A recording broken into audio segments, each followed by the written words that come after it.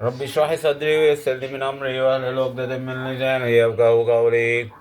الله لا إله إلا هو الحي القيوم لا تأخذه سنة ولا نوم له ما في السماوات وما في الأرض من ذا الذي يشفع عنده إلا بإذنه يعلم ما بين أيديهم وما خلفهم ولا يحيطون بشيء من علمه إلا بما شاء وسع كرسيه السماوات والأرض ولا يؤوده حفظهما وهو العلي العظيم. صدق الله العظيم. Ooh, I'm just gonna make tons and tons of videos, tell my whole life story. I got like nothing better to do. This is the best thing to do for me right now.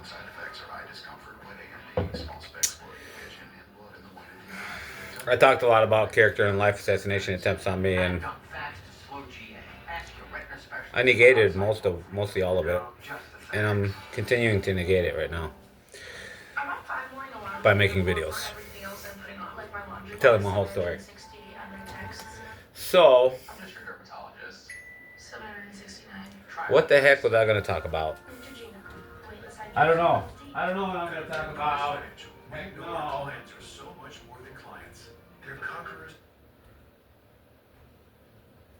So, I just have so much to talk about, and I always have to think about what should I say and what shouldn't I say.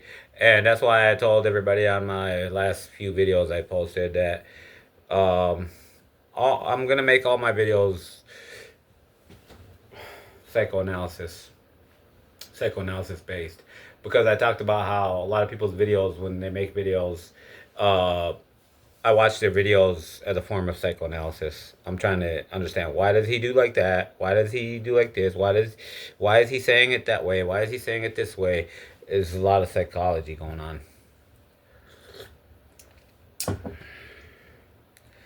So my last video prior to this, 1, 2, 3, 4 videos ago, I talked about how racism bankrupted the United States.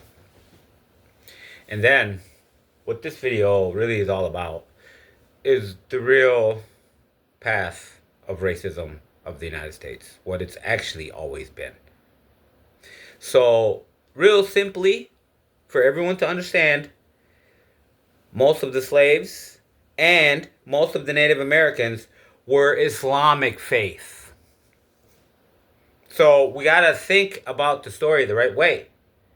Like, America didn't just genocide Native Americans because they're Native Americans, but because they don't have faith in Jesus.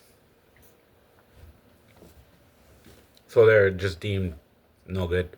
So this is kind of like how Judaism is, where people in the old religions of God have made their religion arrogance. And so they're all going to hell. Like the the Jew people, I don't want to say Jewish. You shouldn't say Jewish to a Jew. That's insulting. Uh, People just use it because that's the way the Americans talk. So what the Jewish people are doing is genociding Islamic people, just like America started out in their whole entire history and is continuing until now. So the whole desegregation and the whole anti-racism thing has completely failed in America. And all that really tells you is you can't stop ever being racist until you believe in Allah. You're racist just because you're racist towards God himself. You don't want to believe in him because he's different than you. Like, I tell people this joke. The KKK went to Africa, found out God was black, and then they immediately became atheists. So what? God's black? It's a joke. It's a joke showing how people's religion becomes racism. And part of my talk in the Islamic world today is that the scholars of the Islamic world are literally the dumbest of Islamic people today. They really are. Because you just have to know how colleges work overseas. So, like, if I grew up in Egypt where I was born, at the end of high school, we take a test, something like an ACT, SAT, whatever. And if you get like 90%, that's really high. You get 90%, you're going to be a doctor, you're going to be uh, uh, you're going to be something. You're going to be an engineer, a doctor, a scientist, something. You're gonna be a good job. But like, if you get like 70, 60 to 70% or something like that, you're gonna go into a trade school. If you get really low, like 50% or lowest, you're gonna go to become an Islamic scholar. So if you understand the academic systems going on in Muslim countries right now, you'll know that the scholars of Islam today are literally the dumbest Muslims alive. Sad to say. And this is a major problem for a lot of Muslims because they follow the dumbest people. In other words, you're being led in life and in religion by the dumbest people. The people who couldn't learn anything. They got learning disabilities. And then they come and they tell you how to live your life. So you take the dumbest people, teach them about Islam, how to live life by Islam, and then they go start telling people wrong stuff. And this was foretold by the Prophet Muhammad. He foretold this. He predicted this. He said there will come a time when the scholars will be the dumbest people, and they will always give people bad advice. So that's a big problem in the Muslim world. And beyond that, another big problem in the Muslim world is like, for example, in Indian subcontinent, India, Pakistan, Bangladesh, that area where there's Muslims, 60% of everybody only ever marries relatives.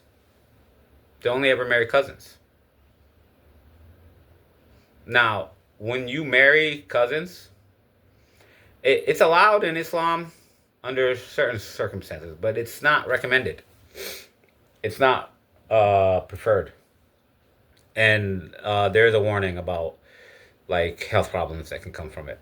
So just think 60% of the Muslim world in Asia are only ever marrying their own kids. That means 10% of their population is permanently handicapped or disabled. 10%. If I could make 10% of America permanently handicapped or disabled, I defeat the country. So then you gotta ask, why are these bad opinions and bad practices continuing like this? To continue to ruin Muslim people's nations. It's because the scholars are not smart. They're not smart, and a lot of the ones that's the scholars today. They're just not smart.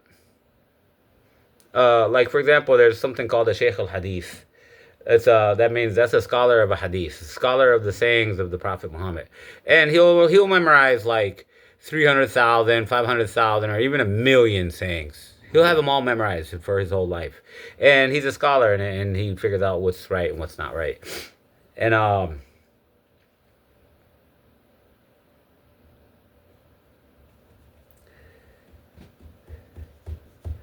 we got dumb scholars today that are giving people bad advice, and then the Dawah Jamaats are also giving people bad advice. So let's see, Dawah Jamaats are haram, and most of these scholars shouldn't be scholars today. This is the main problem with Islam. Let's talk about it for real. Let's really, really get to it because I'm that kind of person. I'm so frank.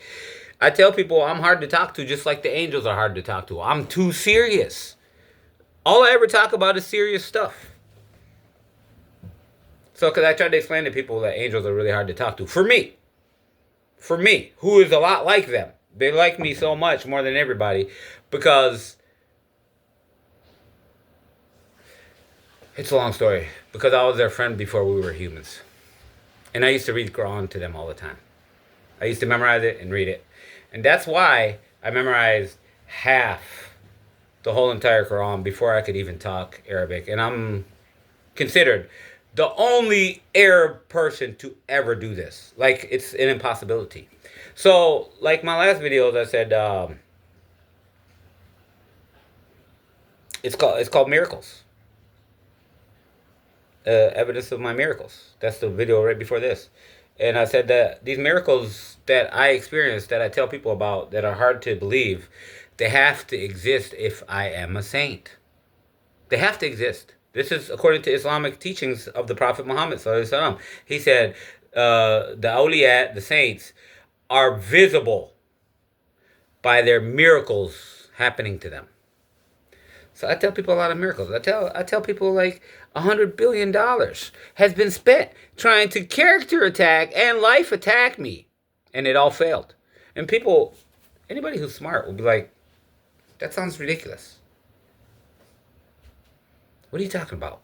And I tell people, I was like, I grew up in the projects in the hoods, and there was a guy, a homeless guy. He would kill anybody for $100, and he never failed. So if he can kill anybody for $100 and never fail, how could $100 billion fail to delete me? How? That's a miracle. That means God's involved. The angels are involved. It's not just me. I couldn't do it.